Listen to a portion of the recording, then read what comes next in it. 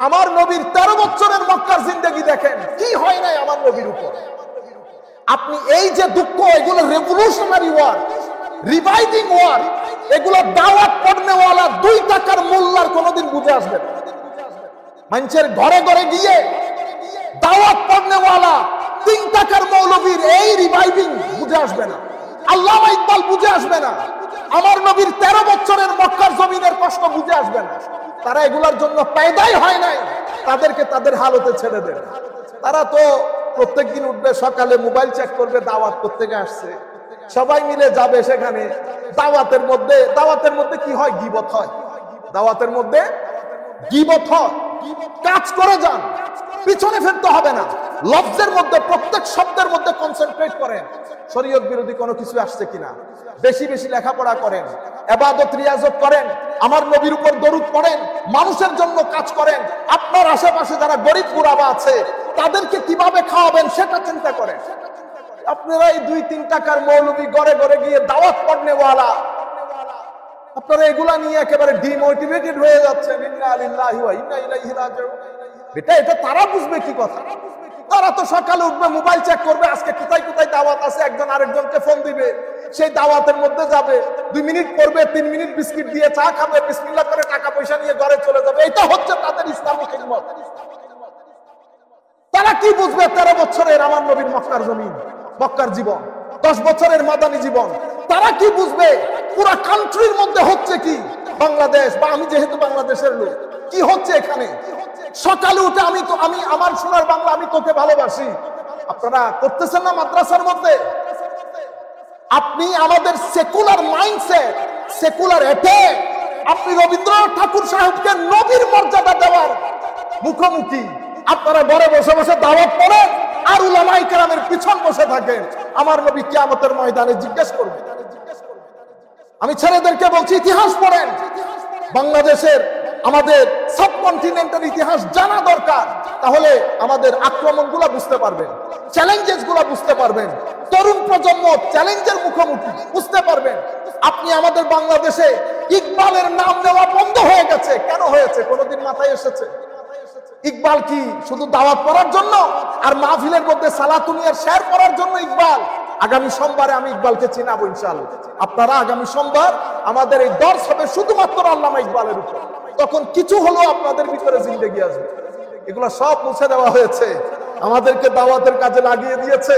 আমরা দাওয়াত করি, দাওয়াতের মধ্যে চাপ হয়, আর কতক্ষণ বলি এই ইহুদির দালাল, এই শিয়া হয়ে গেছে, এই অমুক হয়ে গেছে। এটা ওদের দুর্বল, এরা এর থেকে বের হইতে পারবে না। এটা না করলে ওনারা করবেনটা কি আমাকে বলেন তো? কি কাজ করবেন ওনারা? সুতরাং ডিমোটিভেটেড হয়ে যান। আপনার মজলিসে বসবে তরুণ প্রজন্ম, হাহাকার করছে, তৃষ্ণার্ত, তারা পানি দরকার তাদেরকে পানি সার্ভ করেন। আমার নবী মদিনা শরীফ থেকে খুশি হবে। এই কারণে দেখেন না, এদের নিজেদের চোখের পানি নাই, এদের সবার সিনার জমিন শুকিয়ে গেছে, রুহানিয়ত নাই কোথাও।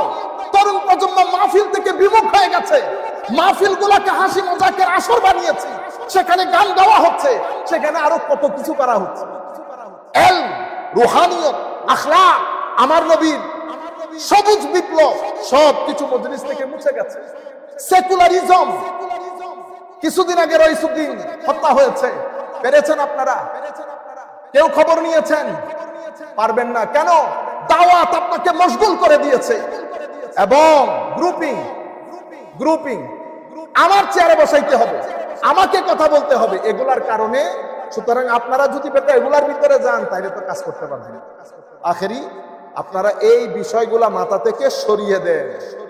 সমস্ত আলেম কিতাবপত্র পড়েন, দেখবেন কোন সুফি ম্যাক্সিমাম তাকফিরের ফতোয়া থেকে, কুফরের ফতোয়া থেকে। সেই কারণে ইমাম গাজালি রাহমাতুল্লাহি আলাইহি ওয়া নাফা'না বিউলুমিহি ফিদ দারাইন আমিন।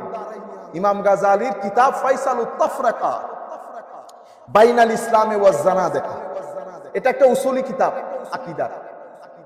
আপনারা এই কিতাবটা পড়বেন। ওখানে উনি শুরুতেই বলছেন, আজিব মাহল আশআরি মাতুরিদিকে তাকফির করে, মাতুরিদি হাম্বলিকে তাকফির করে। এই তাকফির থেকে আমাদেরকে বের হয়ে আসতে হবে। সেই কারণে মক্কার জমিনে আমার নবী যখন এই ক্ল্যাশিং সিচুয়েশন, মহব্বতের দাওয়াত দিয়েছে, ইত্তেহাদের দাওয়াত দিয়েছেন, রুহামা উ বাইনাহুম বলেছেন। কিন্তু আমরা কিছুদিন আগেও শুনছি কোরআন শরীফের আয়াত পরে হুজুর, আমাদের এখানে তাফসীর আবার দুই ধরনের। এক ধরনের তাফসীর হচ্ছে মানুষ একটা টার্গেট করছে, টার্গেট করে উনি কি কি কাজ করেন সেটা বের করছি, বের করে কোরআন শরীফ থেকে আয়াত পড়ছি, আয়াত পরে ওই ওনাকে কি করার জন্য, পিঞ্চিং করার জন্য তাফসীর করতেছি, মানুষকে অ্যাড্রেস করে। বুঝতে পেরেছেন? আরেকজনকে বলতে শুনেছি, আপনারা বলছেন আমি গালি দেই, আমি কখনো গালি দেই না, আল্লাহ কোরআনে পাকের মধ্যে গালি দিয়েছেন। দেখছেন কত বড় জাহেল, মূর্খ, অশ্লীল মানুষ। আল্লাহ কি বলেন নাই? তাব্বাত ইয়াদা আবি লাহাবি ওয়া তাব। ওয়াজ করতেছে। তাইলে আল্লাহ গালি দিলে, আমাদের সম্মানিত উলামা ইকরাম যারা মাঠে ময়দানে কাজ করছেন তাদেরকে আমি যেটা বলবো সেটা হচ্ছে, এই রাস্তাটা সহজ রাস্তা না। আমাদের এখানে আমরা যখন মাঠে ময়দানে কাজ করি তো 3 ক্যাটাগরির লোক থাকে, মানে 3টা মাইন্ডসেট। আপনারা এটা বোঝার চেষ্টা করবেন। একটা মাইন্ডসেট হচ্ছে এফরাতের লোক, যারা এফরাত করে, মানে আপনার প্রয়োজন হাফ লিটার পানি, আমি ধরেন এটার মধ্যে হাফ লিটার লাগতে পারবো। এরা কি করে? এরা ডালতে ডালতে ডালতে 1 লিটার বানায়। 1 লিটার, এটা হাফ লিটারের মধ্যে তো আমি 1 লিটার রাখতে পারবো না, তাহলে হাফ লিটার ঢুকবে, বাকি হাফ লিটার বের হয়ে যাবে। এরা হচ্ছে এফরাতের কনসেপ্টের লোক, এদেরকে বলছে জিয়ারত করতে। এরা জিয়ারতের নাম দিয়ে সব ধরনের কাজ করে, বেশি মহব্বত। কি মহব্বত? বেশি। এমন এমন কিছু তারা ঢুকিয়ে দিয়েছে, এটার মাধ্যমে ধর্মের মধ্যে গুলুব, সীমা লঙ্ঘন, এগুলা ধর্মের ভিতরে ঢুকে যায়। মানে যা আমার নবী বলেন নাই, ধর্মের মধ্যে নাই, সেই সমস্ত জিনিসগুলো কি হয়ে যায়? ধর্মের ভিতরে ঢুকে যায়। নবীদেরকে সম্মান করব, কিন্তু খ্রিস্টানরা সম্মান করতে করতে ঈসা আলাইহিস সালামকে আল্লাহর ছেলে বানিয়ে ফেলছে, পার্ট অফ গড। তাহলে এটা কি হয়েছে? এফরাত, মানে ডালতে বলেছে হাফ লিটার, ঢেলে দিয়েছে ফুল লিটার। এটা একটা ক্যাটাগরি সমাজের মধ্যে, সংখ্যায় অনেক বেশি। এটার রিয়াকশন হচ্ছে তফরিক। এ যেহেতু 1 লিটার দিয়েছে, ও দেখছে না এখানে তো হাফ লিটার, সে বলতেছে না হাফ লিটারও ডালবো না, 1 পোয়া ডালছে। বেশি কেয়ারফুল। এরা কি করছে? এদেরকে রদ করার জন্য জিয়ারতটাকে পূজা বলে দিয়েছে, মাজার পূজা। আপনারা বুঝতে পেরেছেন? খ্রিস্টানরা যেহেতু ঈসা আলাইহিস সালামকে আল্লাহর ছেলে বলেছে, ইহুদিরা নবীদেরকে আমাদের মত বলে হত্যা করেছে। রিঅ্যাকশন দেখছেন একটা সোসাইটির মধ্যে। আচ্ছা, এটা মাইন্ডসেট। তাইলে আমি সম্মানিত উলামা ইকরামকে বলবো, আমরা যখন মাঠে ময়দানে কাজ করি, আপনারা স্টেজে যাদেরকে নিয়ে কাজ করেন আপনার এলাকার মধ্যে, এখানে কেউ এফরাতের সাথে জড়িত, কেউ তফরিতের সাথে জড়িত। মাঝখানেরটা হচ্ছে ইতিদাল। ইতিদাল মানে মধ্যম পন্থা অবলম্বন করা, ব্যালেন্স নিয়ে চলা। যখন আপনি ব্যালেন্স নিয়ে চলবেন, কতক্ষণ আপনাকে ঠোকর মারবে এফরাতওয়ালারা, কতক্ষণ আপনাকে ঠোকর মারবে তফরিতওয়ালারা। এফরাতওয়ালাদের কাছে আপনি হচ্ছেন ইহুদি দালাল। আপনি কিসের দালাল? এগুলো আপনাদেরকে শুনতে হবে। আপনারা মন খারাপ করতেছেন, অনেক ধরনের কথাবার্তা লিখেছেন, আমার কথাগুলো মিলতেছে কিনা দেখেন। আপনি যখন ব্যালেন্স নিয়ে চলতে চাইবেন, শুধু জিয়ারতটা তুলে ধরবেন, শুধু তাসাউফ তুলে ধরবেন, শুধু তরিকত তুলে ধরবেন, ইশকে রাসূল সাল্লাল্লাহু আলাইহি ওয়াসাল্লামের নাম নিয়ে, আল্লাহ রাসূলের মুহাব্বতের নাম নিয়ে আমাদের বিভিন্ন জায়গা থেকে নাত খারা এসে আপনাদেরকে ব্যস্তে ঢুকাই দেয় না? ইয়ানি ঘটনা এরকম, নাতের মজলিসে বসলেই ব্যস্তের দরজা উন্মুক্ত হয়ে যায়। বুঝতে পেরেছেন? আমরা কি বলি? আমার নবীর দরবার থেকে বুলাওয়া এসে গেছে, মুঝে মদিনা জানা है क्योंकि दरबार से बुलावा आ गया। তো এখন টাউট বার্তা সবাই পৌঁছে নাই। সরকারি নিচের কর্মকর্তা, উর্বরের কর্মকর্তা, মাঝখানের কর্মকর্তা, যারা 2 এর 4 বানায়, 4 এর 10 বানায়, সবাই জানে। তো আপনারা যদি বলেন বুলাওয়া এসে গেছে, কোন ধর্ম অস্বীকারী 80 লোক যদি আপনাকে জিজ্ঞেস করে যে যদি বুলাওয়ার কারণে ওখানে যাওয়া হয়, তো আমাদের এখানে গার্মেন্টসের মালিকরা গার্মেন্টসের শ্রমিকদেরকে টাকা না দিয়ে যে উমরায় চলে গিয়ে মদিনা শরীফের মধ্যে ইতিকাফে বসেছে, ওইটাকেও কি আমার নবী দেখেছেন? দেখছেন? জবাব দিতে পারবেন না কিন্তু। তাহলে আমরা এফরাতেও এই কাজগুলো আমাদের বিভিন্ন জায়গা থেকে তৈরি হয়েছে সিচুয়েশন। এখন আপনার কাছে দুইটা অপশন, সম্মানিত ওলামায়ে কেরাম, এটা আমি আমার জিম্মাদারি আদায় করতেছি আপনাদেরকে মোটিভেট করার জন্য। আপনারা ডিমোটিভেটেড হয়ে গেলে তো কাজ হবে না। সবাই যদি ঘরে বসে যান, এই দিনের কথা বলার লোক থাকবে না। আমি আপনাদেরকে বলয়ের কথা বলি। বলয় এখানে এটা এফরাতের বলয়, এটা তফরিতের বলয়। আপনি যদি এখানে কাজ করতে যান, আপনাকে বলয়ের সাথে আসতে হয়। কেন? কারণ বলয়ের সাথে আপনার রুটি রুজি। আপনি যদি এফরাতের বলয়ের মধ্যে না থাকেন, আমি কোনো কারণ নাম ধরতেছি না, শুধু আমি বলয়টা বুঝাচ্ছি। এখানে আপনার জন্য মসজিদের ইমামতি দরকার, আপনার লোকাল দাওয়াত দরকার, মাদ্রাসার শিক্ষকতা দরকার। আপনি যদি তাদেরকে তাদের মত পথ অনুযায়ী না চলেন, মসজিদের ইমামতি পাবেন?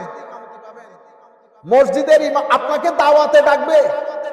আপনারা যে দাওয়াতগুলো পড়েন, প্রত্যেক জায়গার মধ্যে 2-3 জন মৌলভী যিনারা এই দাওয়াতগুলো অ্যারেঞ্জ করেন, তাদের কাজ সকাল থেকে সন্ধ্যা পর্যন্ত দাওয়াতের পিছনে চলা। দিন কই যাচ্ছে, সুন্নিয়ত কই যাচ্ছে, তরুণ প্রজন্ম কই যাচ্ছে, সোসাইটির অবস্থা কি, কালচারালি আমরা কি কি চ্যালেঞ্জের মুখোমুখি, সায়েন্টিফিকলি কি কি চ্যালেঞ্জের মুখোমুখি, ইকোলজিক্যালি কি কি চ্যালেঞ্জের মুখোমুখি। অর্থাৎ আধুনিক দুনিয়া আমাদেরকে কি কি চ্যালেঞ্জের মধ্যে ফেলেছে, তাদের কোনো চিন্তা নাই, জ্ঞান নাই, ধারণা নাই। তারা এগুলা কেয়ারও করে না। তারা দাওয়াত নিয়ে আছে, সেই দাওয়াতের এটা একটা বলয়। এখন আপনি সেই দাওয়াত লিস্টে থাকতে হলে তাদের হাতে হা বলতে হবে, তাদের নাতে না বলতে হবে। আপনি ঢুকে গেলেন, আপনাদের ওই বলয়ের ভিতরে 80% লোক তারা সত্য কথাটা বলতে পারে না। কেন?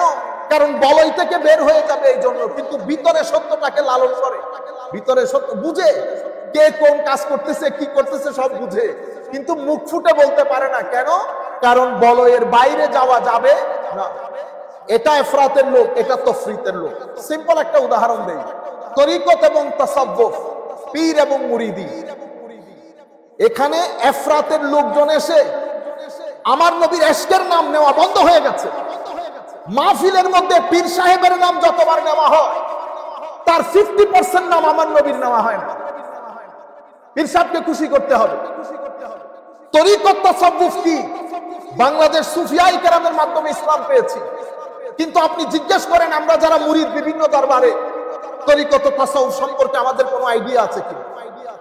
তরিকত তাসাউফের কোন বই আমাদের ঘরের মধ্যে আছে কিনা?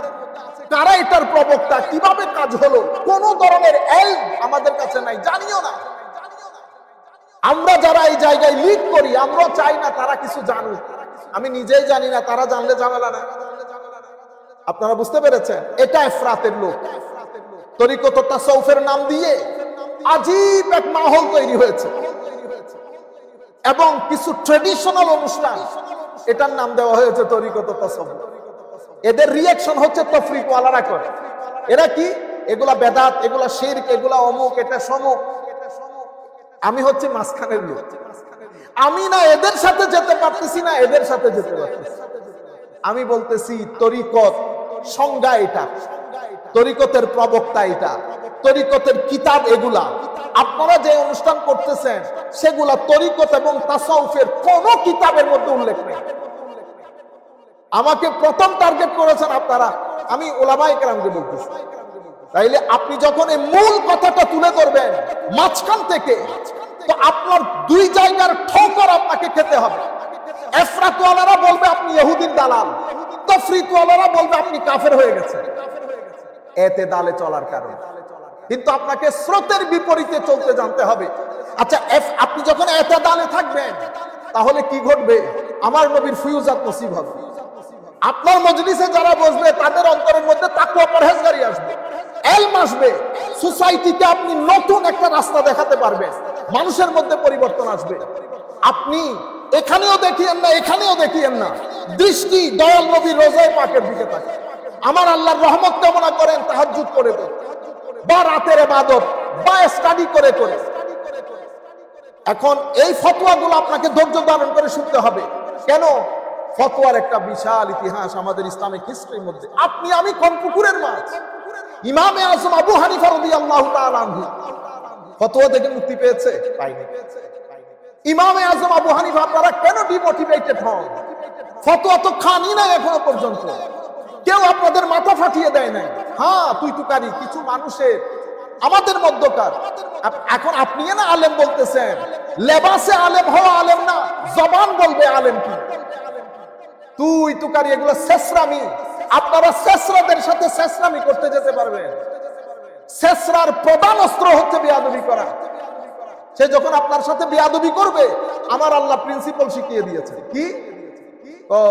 ওয়াইজা খাতাবাহুমুল জাহেলুন ক্বালু সালাম। যখন জাহেলরা বিভিন্ন ধরনের কথাবার্তা বলবে, আপনি বলবেন ভাই শান্ত শান্ত, আপনারা আপনাদের রাস্তায় থাকেন। এই কারণে ইমামে আজম আবু হানিফার ইন্তেকাল হয়েছে জেলের মধ্যে। এগুলো আপনাদের পড়া দরকার, জানা দরকার। ফতোয়া যারা দিয়েছেন কোন কাফের মুশরিক দেয় নাই, তখনকার যুগের মৌলবীরা দিয়েছে। মারা গেছে কোথায়? ইমামে আজমের ইন্তেকাল জেলের মধ্যে হয়েছে। আজকে আমরা ইমামে আজম বলছি, কিন্তু রাত দিন ঘুমাইতে পারে নাই ফতোয়ার বারিশ, ফতোয়ার বৃষ্টির কারণে, জুলমের কারণে। ইমাম মালিক রহমতুল্লাহি আলাইহি, জানেন না আপনারা? উলামায়ে কেরামকে জিজ্ঞেস করে দেখেন, মসজিদে নববীর মধ্যে ঢুকতে দেয় না ইমাম মালিক। একদিন দুই দিন পাগল করে রেখে দিয়েছে, ফতোয়া দিয়েছে। এই মৌলবীরা মুখে কালি মেখে মদিনার অলিগলির মধ্যে ঘুরিয়েছে। আপনি যখন এতেদালের মধ্যে থাকবেন, সরকারি কর্মকর্তা কর্মচারীরা চায় আপনি তাদেরকে উপরে তুলেন। আমরা দেখছি না আমাদের ছোট্ট জীবনের মধ্যে, ব্যবসায়ীরা চায় সেখানে গিয়ে আপনি কুজো হয়ে বসে থাকেন। কিন্তু আপনি যখন গায়রত দেখাবেন, তখন তারাও আপনাকে পছন্দ করবে না।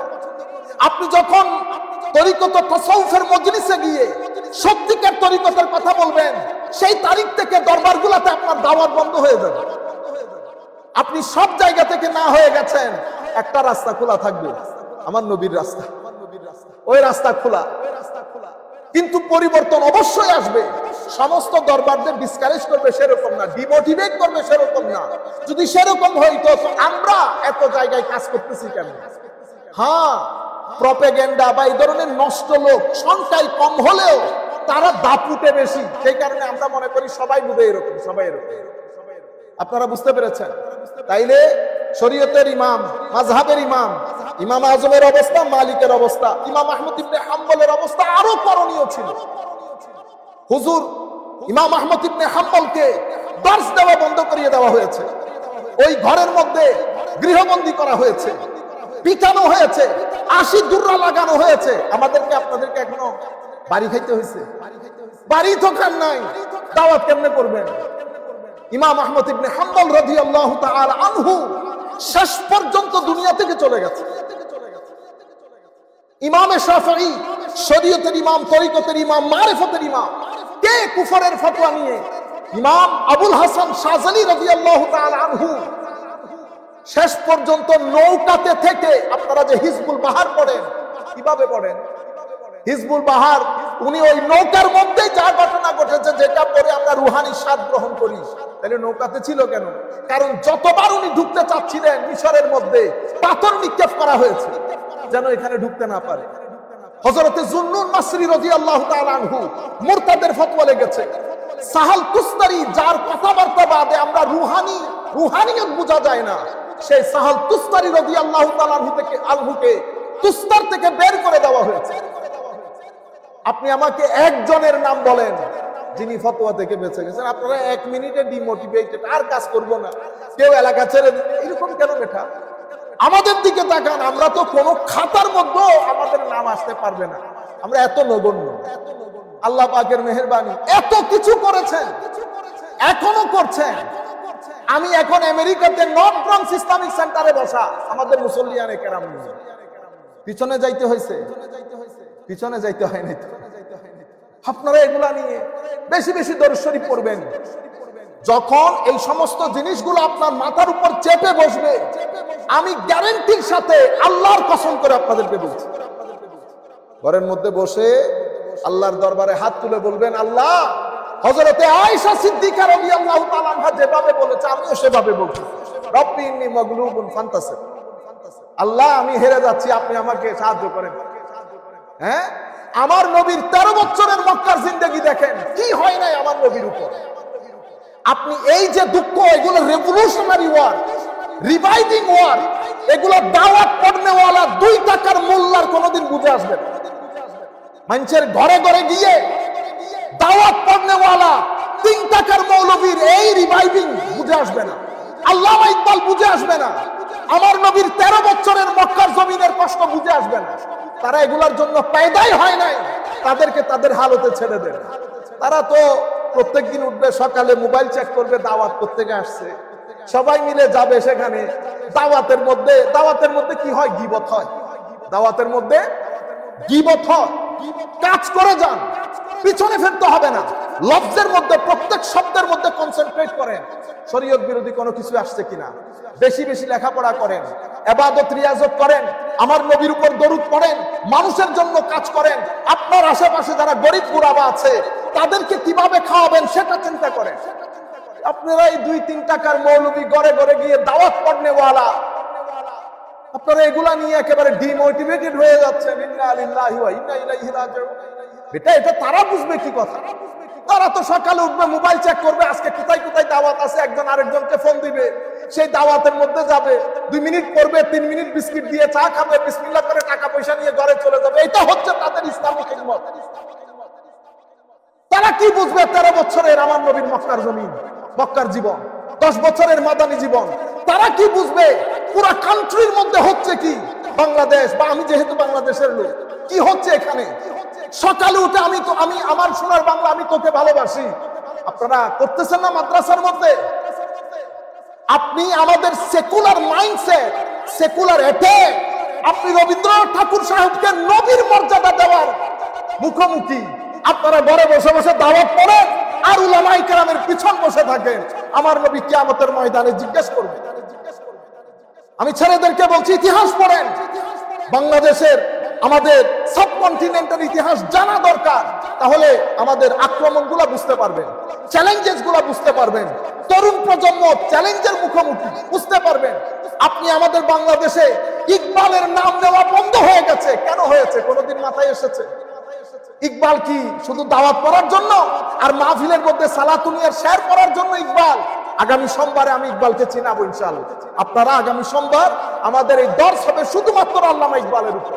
তখন কিছু হলো আপনাদের ভিতরে জিন্দেগি আসবে। এগুলো সব মুছে দেওয়া হয়েছে, আমাদেরকে দাওয়াতের কাজে লাগিয়ে দিয়েছে। আমরা দাওয়াত করি, দাওয়াতের মধ্যে চাপ হয়, আর কতক্ষণ বলি এই ইহুদির দালাল, এ শিয়া হয়ে গেছে, এই অমুক হয়ে গেছে। এটা ওদের দুর্বল, এরা এর থেকে বের হইতে পারবে না। এটা না করলে ওনারা করবেনটা কি? আমাকে বলেন তো, কি কাজ করবেন ওনারা? সুতরাং ডিমোটিভেটেড হয়ে যান। আপনার মজলিসে বসবে তরুণ প্রজন্ম, হাহাকার করছে, তৃষ্ণার্ত, তারা পানি দরকার তাদেরকে পানি সার্ভ করেন। আমার নবী মদিনা শরীফ থেকে খুশি হবে। এই কারণে দেখেন না, এদের নিজেদের চোখের পানি নাই, এদের সবার সিনার জমিন শুকিয়ে গেছে, রুহানিয়ত নাই কোথাও। তরুণ প্রজন্ম মাহফিল থেকে বিমুখ হয়ে গেছে। মাহফিল গুলাকে হাসি মজাকের আসর বানিয়েছে, সেখানে গান গাওয়া হচ্ছে, সেখানে আরো কত কিছু করা হচ্ছে। ইলম, রুহানিয়ত, আখলাক, আমার নবীর সবুজ বিপ্লব সব কিছু মজলিস থেকে মুছে গেছে। সেকুলারিজম, কিছুদিন আগে রইসুদ্দিন হত্যা হয়েছে, পেরেছেন আপনারা? কেউ খবর নিয়েছেন? পারবেন না। কেন? দাওয়াত আপনাকে মশগুল করে দিয়েছে। এবং গ্রুপিং আমার চেয়ারে বসাইতে হবে, আমাকে কথা বলতে হবে, এগুলার কারণে। সুতরাং আপনারা যদি এগুলার ভিতরে যান তাহলে তো কাজ করতে পারবেন। আখেরি আপনারা এই বিষয়গুলা মাথা থেকে সরিয়ে দেন। সমস্ত আলেম কিতাবপত্র পড়েন, দেখবেন কোন সুফি ম্যাক্সিমাম তাকফিরের ফতোয়া থেকে, কুফরের ফতোয়া থেকে। সেই কারণে ইমাম গাজালি রাহমাতুল্লাহি আলাইহি ওয়া নাফা'না বিউলুমিহি ফিদ দারাইন আমিন। ইমাম গাজালির কিতাব ফাইসালুত তাফরাকা বাইনাল ইসলামে ওয়াজ জানাদিকা, এটা একটা উসুলি কিতাব আকীদার। আপনারা এই কিতাবটা পড়বেন। ওখানে উনি শুরুতেই বলছেন, আজিব মাহল, আশআরি মাতুরিদিকে তাকফির করে, মাতুরিদি হাম্বলিকে তাকফির করে। এই তাকফির থেকে আমাদেরকে বের হয়ে আসতে হবে। সেই কারণে মক্কার জমিনে আমার নবী যখন এই ক্ল্যাশিং সিচুয়েশন, মহব্বতের দাওয়াত দিয়েছে, ইত্তেহাদের দাওয়াত দিয়েছে, রুহামা ও বাইনাহুম বলেছেন। কিন্তু আমরা কিছুদিন আগেও শুনছি কোরআন শরীফের আয়াত পরে হুজুর, আমাদের এখানে তাফসীর আবার দুই ধরনের। এক ধরনের তাফসীর হচ্ছে মানুষ একটা টার্গেট করছে, টার্গেট করে উনি কি কি কাজ করেন সেটা বের করছি, বের করে কোরআন শরীফ থেকে আয়াত পড়ছি, আয়াত পরে ওই ওনাকে কি করার জন্য, পিঞ্চিং করার জন্য তাফসীর করতেছি, মানুষকে অ্যাড্রেস করে। বুঝতে পেরেছেন? আরেকজনকে বলতে শুনেছি, আপনারা বলছেন আমি গালি দেই, আমি কখনো গালি দেই না, আল্লাহ কোরআনে পাকের মধ্যে গালি দিয়েছেন। দেখছেন কত বড় জাহেল, মূর্খ, অশ্লীল মানুষ। আল্লাহ কি বলেন নাই? তাব্বাত ইয়াদা আবি লাহাবি ওয়া তাব। ওয়াজ করতেছে। তাইলে আল্লাহ গালি দিলে আপনারা এগুলা গিলেনও বসে বসে। এখনো হয় কি? আল্লাহ বলেছেন মুনাফিকদের উপর ওয়াগলুজ আলাইহিম, খুব কঠিন ভাবে। তো আপনি কি, আমি কি মুনাফিকদের সাথে কথা বলতেছি? মাহফিলে কি মুনাফিক আসছে? ইন্না লিল্লাহ। তাইলে আপনি আল্লাহ আয়াতটা যেভাবে বলছেন সেখান থেকে উঠিয়ে এনে আপনার অন্তরের গরজ এবং অন্তরকে খুশি করার জন্য এক ব্যক্তিকে টার্গেট করে ওনার জন্য ওয়াজগুলা করতেছেন। এগুলা তো আপনারা জানেন না, এগুলা সোসাইটিকে আপনারা অ্যাওয়্যার করবেন। আল্লাহ আমাদের হামিও নাসির হোক। আশা করি আপনাদের ওষুধ হয়েছে, আপনারা ডিমোটিভেটেড হবেন না, আল্লাহর দরবারে তওবা করবেন। তওবা করে আবার একজন মানুষ হোক, দুইজন মানুষ হোক, মাহফিলে বেশি মানুষ লাগবে না, তিনজন মানুষ হোক, সত্যিকার কথাগুলা বলবেন। কোরআন এবং সুন্নাহ থেকে সত্যিকার কথাগুলা জাতিকে জানান দেবেন। লেখাপড়া করবেন, মহব্বতের কথা, ইত্তেহাদের কথা মানুষকে প্রচার করবেন। আল্লাহ রাব্বুল আলামিন আমাদের হামিও নাসির হোক।